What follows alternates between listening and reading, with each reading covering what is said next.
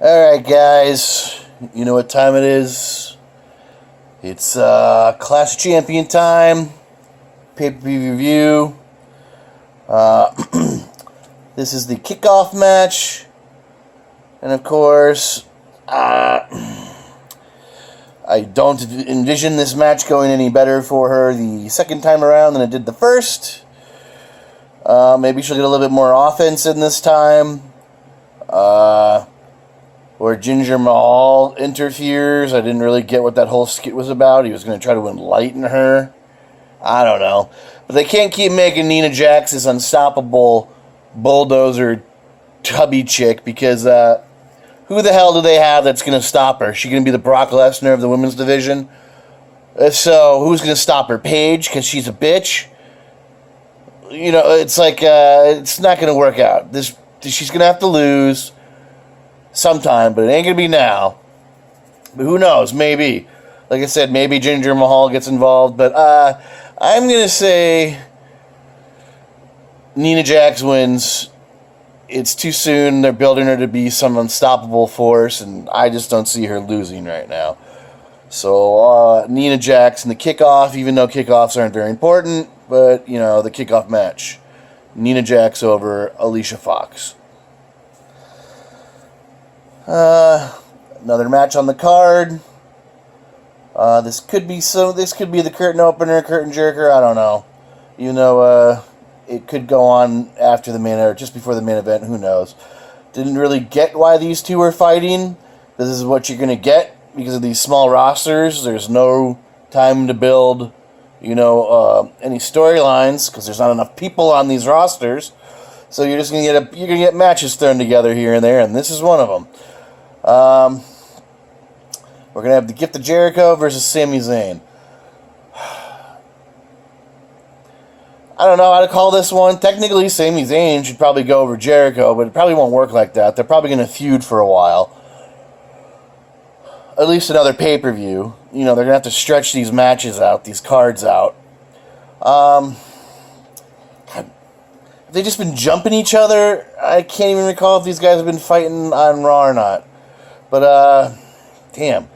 I'm going to say Chris Jericho wins just because he's been beating everybody recently. I don't get it. I don't get why. He's still in the mid-card. He's not challenging for titles, but he beats everybody. So I'm going to just stick with that and say Chris Jericho over Sami Zayn. But maybe they fight again next month. Carry the feud on, which I see that happening. This match should be really good. It has me excited to see it. Just because, TJ Perkins is the new champion. I've always been a Kendrick fan. I've always thought he was an excellent wrestler. I think he got kind of screwed back in the day, back in 2009 or wherever. He got kicked out of the WWE because he had an attitude problem. Who the hell, as a wrestler, as a sports figure, doesn't have some type of an attitude? I'm sure somebody didn't like him in the back of your locker room, talking crap or sticking up for himself, one of the two, and somebody whined and bitched and they got him fired, which was stupid. He was a hell of a talent, and the WWE wasted the guy. Think of all the excellent matches they could have had with this dude over the years, but they let him go. But he's back. He's 37 years old. TJ Perkins looks like he's freaking 20. Do I see them peeling the title off of TJ Perkins? 2 weeks into his reign? No. What do I think about that cruiserweight belt? I think it's freaking ugly. Does nobody know how to design belts anymore? I mean, why do they all have to sort of look alike? I don't know. It's no imagination whatsoever. That's all I can say. But I'm going to say these two probably keep fighting too. The WWE has been filming a lot of vignettes on these guys, backstage things, and, you know, like that. I'd say Perkins wins, but they keep fighting. I just can't see the champion losing after 2 weeks. But, then again, what do I know? But I'm going to say TJ Perkins retains. This match, Sheamus versus Cesaro in the end of the Best of 7 series. didn't see it going the way it did with the 3 wins versus 3-on-3 wins straight from both guys. I've read some things online about this, and I don't know if they're true, but I read they weren't even going to finish this best of 7 series because supposedly Cesaro is not renewing his contract, and his contract is over here pretty soon. Within the next few weeks or the next few months, I don't remember. I was going to make a news thing about it, but I didn't really have enough other news things to report at the time, so I just stayed silent on it. But I read that they were potentially, because of that back injury they did, they were basically just making it seem like Sheamus crippled him and he was going to beat him at the 4th match. And that was probably going to be the end of Cesaro.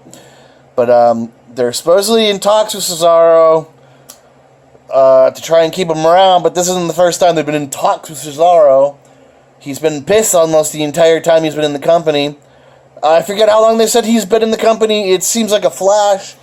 But he's only won 1 title, and that was the U.S. heavyweight title, and that was like 6 or 7 years ago. Can you believe that shit? So he's been in the company almost a decade, and they have done nothing with him. And the dude is good. He is a great wrestler. So I could see why he's pissed. I mean, you only can wrestle so long. He wants a legacy. It's a reason why a lot of the wrestlers over the years have left, like MVP and John Morrison, because they weren't getting their due and they leave. But I see this one going Sheamus' way because they're going to try to bribe him. They're going to try to bribe him to stick around and stay. So whether or not that works, I see Cesaro winning the best of 7 and moving on to whatever happens. This match I'm excited for. I'm sure it's going to be Coffee and Big E in the match, with Xavier blowing his tuba the whole time. This match has really been long overdue. I do believe by Sunday, when this match finally happens, that the New Day will have surpassed even Demolition's tag team record for the longest tag team championship reign in WWE history, period. Because like I said, I think it was last month's pay-per-view. I think somebody finally realized that, they beat London's and Kendrick's tag team reign, but that was only on SmackDown. Those were the SmackDown belts. Demolition basically had what would have been the Raw tag team titles, and they held them for even longer. And I think that's why they let them do that, because they're not fans of Demolition. They don't get along with them. And I think they just wanted to finally wipe that record off the books. But this will be Sunday, and this is a long time coming. New Day will finally lose, freshen up the tag team division. Gallows and, what's his name now? Come on, I should know better. Anderson. Damn it, Anderson. Gallows and Anderson walk away with the titles to freshen up the division and continue on with their badassery. It's about time. They should have been doing something with these guys now a while, but like I said, they've been in the middle of wiping out Demolition's tag team record. But this Sunday, who comes on top? Luke Gallows, Carl Anderson, the new Raw Tag Team Champions. This match is going to be a little bit harder to call because I really... I don't know. I can see them taking the belt off Charlotte. I can see Dana Brooks finally knocking her block off and getting involved in the match and costing her the title. But it seems like they're stretching that storyline out for quite a while now, and they're going to keep it going. And Dana's just going to continue to be the whooping girl. But I can see Charlotte losing, but I can't say to who. I could feel maybe a heel turn coming with Sasha Banks turning on Bayley, and maybe stealing the pin from her on Charlotte and taking the title. I think it's a little too soon that they had strapped the title onto Bayley. but I don't see them continuing this reign very long with Charlotte. Charlotte could win here in this pay-per-view, but I don't see her going on and having another lengthy reign. I just feel like it's going to be a short one.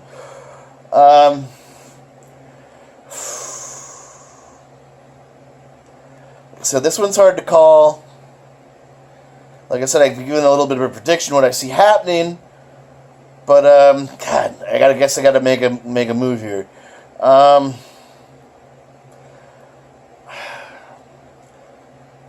gonna go. God, I don't know. I want to say Sasha Banks, and I want to say she turns heel, but I don't know. I'm just gonna pick Sasha Banks and quit worrying about it.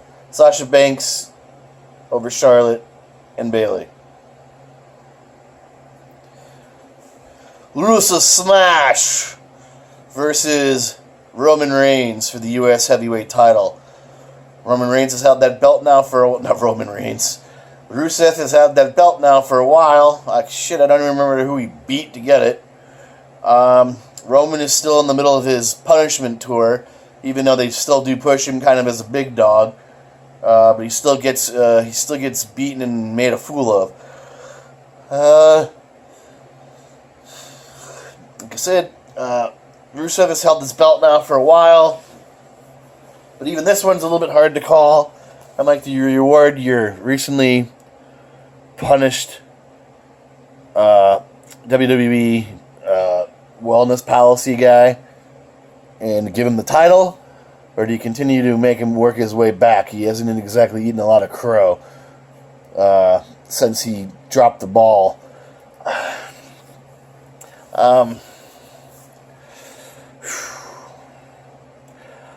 I'm going to pick... Oh, my camera is blurry. I am going to pick Rusev. Don't know why, but I just have a gut feeling he's going to retain it. And then the big match of the night, which should be the barn burner, it's going to be Kevin Owens versus Seth Rollins for the WWE Universal He-Man Championship belt. So far, I like Owens' run. I like the airtime they give him. He's funny. Well, he's funny as a heel. I shouldn't say he's ha-ha. Well, he's ha-ha funny. But he's not doing it for jokes. He's doing it as, cut downs and disses. Seth Rollins, I sense a face turn, a baby face turn coming. I don't know if it's in this match. But I see it in the future, if not on Sunday. And he should have been a face when he came back. We all saw the fans losing their lunch over him when he came back from his injury. There's not a lot of baby faces, and we kind of need one, especially now that since Roman is I don't even know what to call Roman. He's somewhere in the middle. He's a Hace. Or a Heath. I don't know. I'm going to say Owens retains because he's too new to. Ooh, wait though. I have read that Triple H is coming back on Sunday, and I'm sure that means he's getting involved in this match. Oh yeah, if he gets involved, he's going to be protecting. He's going to be protecting Owens. He's not going to be helping Rollins. So yeah, I'm going to stick with my pick. Owens is too new to the title. He's getting his time now. So, Owens over Rollins. I think it's a pretty good pick. Guess that's it for now. I'm glad I got this out early while I remembered. Welcome the newcomers to my channel. I think I've gotten, 5, 6, 7? I just saw I got 2 more today, and I had 1 or 2 yesterday. So, thank you, welcome. Please check out my other videos. I will be doing a live review on Sunday, I believe, unless something comes up. My niece and nephew are coming here for the weekend, so I might not be able to do one. I don't know. We'll see. I do have some unboxing videos to do. I've got Wrestle Crate coming up here any day now, and Slam Crate. I was going to go all crazy on those because I heard even that wrestle box or that wrestle crate was competing with Slam Crate and Wrestle Crate this month too. They were all going to put out great boxes. But I was a dipshit, and I subscribed to the Slam Crate, Loot Crate, Slam Box? Yeah, Slam Box, whatever the hell they're calling it. I did a 6-month subscription to that, so that blew up my bank account. Plus my Loot Crate, but I wanted to do all three. There's 5 wrestling boxes up, but 3 or 4 of them are all going to compete, and I wanted to see what they were going to throw in there. But it would have probably just been a bunch of Funko whatever bobbleheads, and I freaking hate those things. So, but I've got a bunch of stuff coming up in the next week or two, so there should be plenty to watch.